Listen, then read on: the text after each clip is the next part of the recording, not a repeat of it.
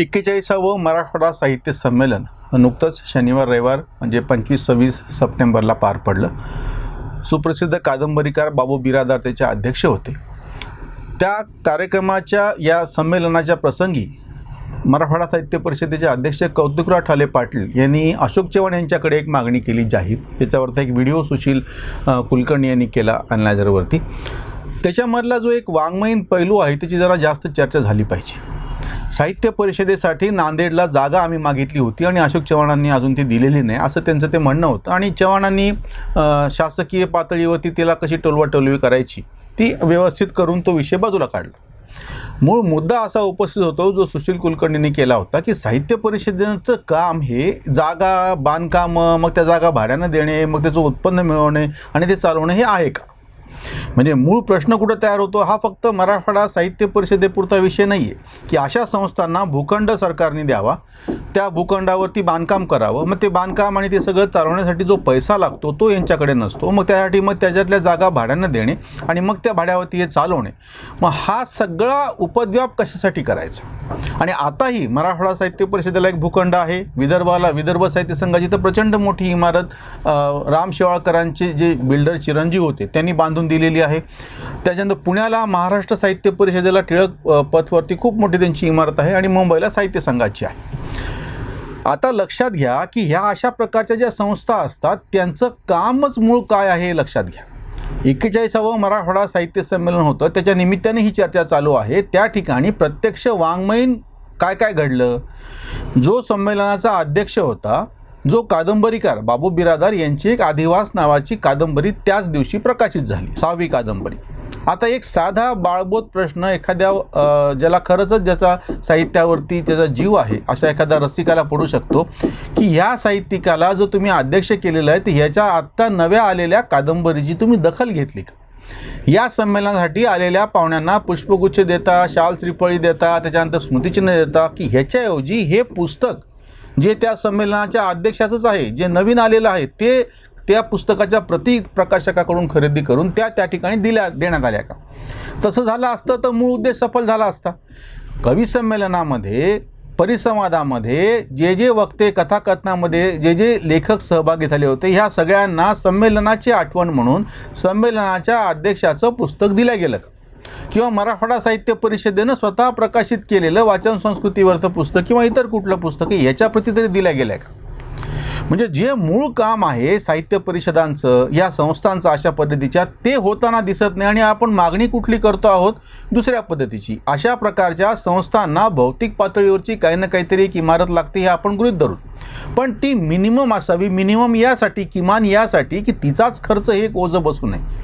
परभणीला बी रघुनाथ यांच्या स्मृतीप्रित्यर्थ 1 कोटी रुपये खर्च करून स्मारक उभारलं गेलं. शासनाने पैसे दिले, स्मारक उभं राहिलं. हा निधी स्थानिक स्वराज्य संस्थांनाच देता येतो म्हणून ती सगळी जागा तो भूखंड जो मराठवाडा साहित्य परिषदेला भेटलेला होता तो त्यांनी नगरपालिकेकडे हस्तांतरित करून टाकला. नगरपालिकेने त्या ठिकाणी एवढं मोठं स्मारक बांधलं. आज तागायत हे स्मारक पुन्हा परत साहित्य परिषदेच्या ताब्यात दिलं नाही किंवा त्या ठिकाणी साहित्य परिषदेचं साधं सभा एक कार्यालय असावं इतकी पण छोटी जागा दिली नाही. मग उद्देश काय आहे. जेव्हा तुम्ही अशा आता ही नांदेडला तुम्ही मागता आहात जर एखादी भूखंड मागता तिच्या ठिकाणी जागा बांधकाम करायचं आहे आणि मग परत ते चालवं म्हणून त्याच्यासाठी ते भाड्यानं द्यायचं यापेक्षा ज्या स्थानिक स्वराज्य संस्थांकडून एखादा गाळा मागून घेतला की या कार्यालयासाठी आणि बाकीची कामं मग ही कामं कुठली असतात ज्याचा उल्लेख सुशील कुलकर्णींच्या व्हिडिओमध्ये पण आला होता की काही जे दिवंगत साहित्यिक आहेत त्यांचे समग्र साहित्याचं प्रकाशन ह्या मराठवाडा साहित्य परिषदेसारख्या संस्थांनी का नाही करायचं. किंबहुनाही त्यांचीच जबाबदारी आहे. आज बरं हे फक्त दिवंगत साहित्यिकांपुरतं नाही असं नाही. ज्या साधी गोष्ट आहे की ज्या लेखकाला मराठवाड्यातल्या आता आपण मराठवाडा साहित्य परिषद म्हणून मराठवाडा म्हणतोय हे सगळ्यांना लागू पडतं. ज्या मराठवाड्यातल्या लेखकांना एखादा महत्त्वाचा पुरस्कार भेटला शासनाचेच पकडूत आपण कारण की बाकीचे पुरस्कार किती महत्त्वाचे आहेत आणि किती नाही ह्याच्यावरती वाद होऊ शकतो. साहित्य अकादमी शासनाचा पुरस्कार आहे. महाराष्ट्र राज्याकडून शासनाकडून पण पुरस्कार दिले जातात. ह्या सगळ्या पुरस्कार प्राप्त जे लेखक आहेत आणि त्यांची जी पुस्तकं आहेत याच्या संदर्भामध्ये स्वतः साहित्य परिषदेची काय भूमिका आहे. ही पुस्तकं संमेलनाच्या प्रसंगी आलेल्या सगळ्या पाहुण्यांना सप्रेम भेट म्हणून देण्यासाठी आपण घ्यावी कारण की तुमच्याकडे एरवी तो पैसा खर्च होतो. बाकी जेवणावळी आणि बाकी सगळा इव्हेंट आणि बाकीच्या सगळ्या गोष्टीसाठी जेव्हा जेव्हा पैसा खर्च होतो त्याच्याऐवजी हा पैसा प्रत्यक्ष पुस्तकांवरती का नाही खर्च केला जातो.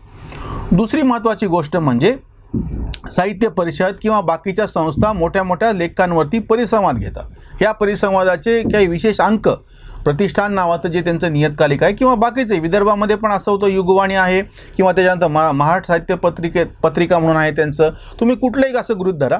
या ज्या साहित्य संस्था आहेत त्यांची जी नियतकालिका आहेत, गृहपत्र म्हणूयात आपण त्यांचे, ते जे काढतात, या वाङ्मय नियतकालिकांचे जे विशेषांक प्रकाशित होतात त्याच विशेषांकाचा मजकूर घेऊन त्याची पुस्तकं का नाही होत? कारण की ते आवश्यक आहे. कारण की तेव्हा जे विशेषांक काढलेला असतो तो साध्या स्वरूपातला असतो, पिन मारलेले असते, साध्या बाइंडिंगच्या स्वरूपातला असतो, तो संग्रही राहील याची खात्री नसते. म्हणून याच्या स्थायिक स्वरूपामध्ये टिकायचं असेल त्याचं पुस्तक केलं पाहिजे. किंवा आता नवीन काळामध्ये त्याची पुढची एक पायरी म्हणजे अशा सगळ्या अंकांचं डिजिटलायझेशन करून PDF स्वरूपामध्ये संदर्भ म्हणून सगळ्यांसाठी उपलब्ध करून द्या. मराठवाडा साहित्य परिषदेचं प्रतिष्ठान नावाचं जे नियतकालिक, जे आता अनियतकालिक झालेलं आहे, कधीतरीच प्रकाशित होतं, त्याचे सगळे जुने अंक त्याचं पूर्णपणे डिजिटलायझेशन करणे आणि ते सगळ्यांसाठी संदर्भ म्हणून मोफत उपलब्ध करून देणे, या गोष्टी का होत नाही? अजून एक महत्त्वाचा मुद्दा होता जो सुशील कुलकर्णींनी घेतला होता आणि तो अजून थोडा विचारात पुढे घेतला गेला पाहिजे. मराठवाडा साहित्य परिषदेने संपादित केलेली पुस्तकं विद्यापीठामध्ये मराठीच्या अभ्यासक्रमाला लावल्या जात होती. हे नंतरच्या काळामध्ये बंद झालं. गेल्या 20 वर्षांमध्ये हे काम झालेलं नाही. असं का नाही झालं? या प्रदेशातली जी 2 विद्यापीठं आहेत, नांदेड आणि औरंगाबाद, या 2 ठिकाणी विद्यापीठं आहेत किंवा संपूर्ण महाराष्ट्राचा तुम्ही विचार करा आणि सगळ्या संस्थांचा एकत्र विचार करा. हे फक्त मराठवाडा साहित्य परिषदेपुरता विषय आहे असं नका समजू. या सगळ्या ठिकाणी मराठीच्या अभ्यासक्रमासाठीची जी पुस्तकं आहेत महाविद्यालयीन पातळीवरची, कारण खालची शालेय पातळीवरची पुस्तकं तर बालभारती काढतात, मग ह्या पुस्तकांसाठी मराठवाडा साहित्य परिषद, महाराष्ट्र साहित्य परिषद, विदर्भ साहित्य संघ, मुंबई म्हणजे एकूण अखिल भारतीय मराठी साहित्य महामंडळ यांची काय भूमिका आहे? म्हणजे अशा कितीतरी गोष्टी आहेत. आणि आता हे जे जेव्हा जागेची मागणी करतात त्याच्यातली दुसरी एक अडचण मी तुमच्या समोर आणतो. जागा कोणाला मागणार? शासनाला. पुन्हा निधी कोणाला मागणार? शासनाला. त्याच्यावरती इमारत उभी करणार. बरं, हे सगळं त्या भागामध्ये अगदी तालुक्याच्या पातळीवरती आता कनिष्ठ महाविद्यालय किंवा उच्च माध्यमिक शाळांमध्ये झालेलं आहे ना, किंवा सार्वजनिक ग्रंथालय, तालुका आणि जिल्हा अ वर्गाची जी ग्रंथालय आहेत त्या ग्रंथालयांना बऱ्यापैकी त्यांची इमारत आहे, अ वर्ग म्हणतो मी. असे मराठवाड्यामधले किमान 8 जिल्हे आणि 70-75 तालुक्यांपैकी 35 ते 40 ठिकाणी, म्हणजे आज मराठवाड्यामध्ये 50 ठिकाणी 50-50, 100-100 लोक बसू शकतील असे एक छोटे छोटे सभागृह ग्रंथालयांचे म्हणा, तिथल्या त्या कनिष्ठ महाविद्यालयांचे म्हणा किंवा उच्च माध्यमिक शाळांचे म्हणा आज उपलब्ध आहेत. मग जर साहित्य परिषदेला असा एखादा उपक्रम घ्यायचा असेल तर ह्या कुठल्याही शैक्षणिक संस्थांशी त्यांच्याशी संपर्क साधून तुम्हाला तो सभागृह उपलब्ध होऊ शकतं. तुम्हाला वेगळी जागा कशासाठी पाहिजे? कारण की मग त्याचं म्हणजे आपल्या ग्रामीण भागातली जी इरसाल म्हण आहे ना की अर्धा लिटर दुधासाठी अख्खी म्हैस कोणी खरेदी कर. तुमची गरज किती आहे? आणि वाङ्मयाचं काम, वाङ्मय साहित्य हे म्हणजे सादरीकरणाची कला, परफॉर्मिंग आर्ट नाही. पुस्तकांचं वाचन झालं पाहिजे. पुस्तकांवरती कार्यक्रम होतात, साहित्य संमेलन लोक भाषणं करतात, कवी संमेलनामध्ये आपल्या कविता म्हणून दाखवतात, हा दुय्यम भाग आहे. प्रत्यक्षामध्ये जसं बाबू बिरादार आता संमेलनाचे अध्यक्ष होते तर बाबू बिरादारांचं पुस्तक जास्तीत जास्त लोकांपर्यंत पोहोचलं पाहिजे, त्या पुस्तकावरती लिहिलं गेलं पाहिजे, त्या पुस्तकाची चर्चा झाली पाहिजे, न की बाबू बिरादारांचे नुसते सत्कार झाले पाहिजे. ते झाले पाहिजेत, त्यांना पुरस्कार भेटले पाहिजेत, हा दुय्यम भाग आहे. कुठल्याही लेखकाला त्याच्या लेखनाची दखल घेऊन त्याच्यावरती त्याची काय म्हणता येईल त्याला योग्य ते त्याचं स्थान वाङ्मयामध्ये घेतलं पाहिजे, हा एक भाग झाला. पण मुख्य भाग म्हणजे सगळ्या, आपण मराठवाड्यापुरतं परत म्हणूयात की या लेखकांची जी पुस्तकं आहेत, जुन्या असो नव्या असो आणि अजून जे लिहित आहेत ज्यांची पुस्तकं आली नाहीत ते असो, ह्या गोष्टीकडे दुर्लक्ष केलं जातं आणि आपण त्या तुलनेमध्ये अशी काहीतरी मागणी करतो भौतिक पातळीवरच्या इमारतींची की ज्यांचं काय म्हणता येईल ते आजच्या काळामध्ये सांभाळणं मुश्किल आहे. म्हणून साहित्य परिषदांसारख्या संस्था, फक्त हे साहित्य परिषद नाही, हे नाट्य कलावंत किंवा असंख्य यांच्या ज्या संस्था सगळ्यांना लागू पडतं की तुम्ही तुमच्यावरती ही सगळी जबाबदारी घेण्याच्या पेक्षा, म्हणजे हे नको ते भलतंच ओझं अंगावर घेऊन अडकण्याच्या पेक्षा तुम्ही त्या ठिकाणी त्या स्थानिक स्वराज्य संस्थांकडून गाळे मागून घ्या किंवा त्यांची जी सभागृह आहेत ती सभागृह तुमच्या कार्यक्रमासाठी विशिष्ट सवलतीमध्ये उपलब्ध कशी होतील हे पहा, तर तुमचं महत्त्व. आणि त्याहीपेक्षा जो सुशील कुलकर्णींनी मुद्दा उपस्थित केला आणि तो सगळ्या महाराष्ट्राला लागू पडतो, या सगळ्या साहित्य परिषदांनी त्यांच्या भागातले जे साहित्यिक आहेत त्या सगळ्यांच्या साहित्याच्या संदर्भामध्ये त्यांचा अभ्यास, त्यांची चिकित्सा, त्यांची समीक्षा, त्याच्या प्रति लोकांपर्यंत पोहोचणे, कुणी जर काढल्या असतील तर त्या खरेदी करून पोहोचवणे, काढल्या नसतील तर त्या काढणे, ही सगळी कामं आहेत, ती महत्त्वाची कामं आहेत.